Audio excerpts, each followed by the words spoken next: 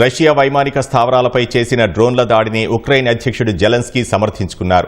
రష్యాలో సైనిక లక్ష్యాలపై అద్భుతమైన ఆపరేషన్ చేపట్టామన్న ఆయన తద్వారా రష్యాకు భారీ నష్టం కలిగిందన్నారు.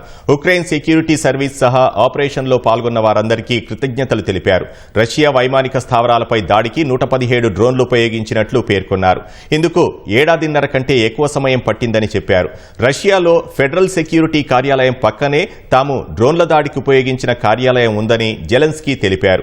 రష్యా వైమానిక స్థావరాల్లో క్రూయిజ్ క్షిపణులు ఉపయోగించే వాహనాలు 34% దెబ్బతిన్నాయని తెలిపారు. కీవ్ బలగాలు 3 వేర్వేరు టైం జోన్లలో వేర్వేరు ప్రాంతాల్లో ఉండి దాడిని అమలు చేసినట్లు చెప్పారు. డ్రోన్ల దాడికి ముందే తమ సిబ్బంది అంతా రష్యా భూభాగం నుంచి వచ్చేశారని జెలెన్స్కీ తెలిపారు. వారంతా సురక్షితంగా ఉన్నారని వివరించారు. ఇలాంటి కార్యాచరణను తాము కొనసాగిస్తామని స్పష్టం చేశారు.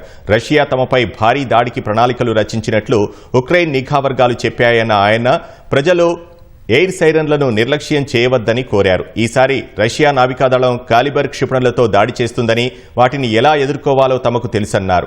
తాము ఒక్క సెకను కూడా యుద్ధాన్ని కోరుకోవడం లేదన్న జెలెన్స్కీ రష్యాకు కాల్పుల విరమణ ప్రతిపాదన చేశామన్నారు. కానీ రష్యా యుద్ధాన్నే కోరుకుంటోందని చెప్పారు.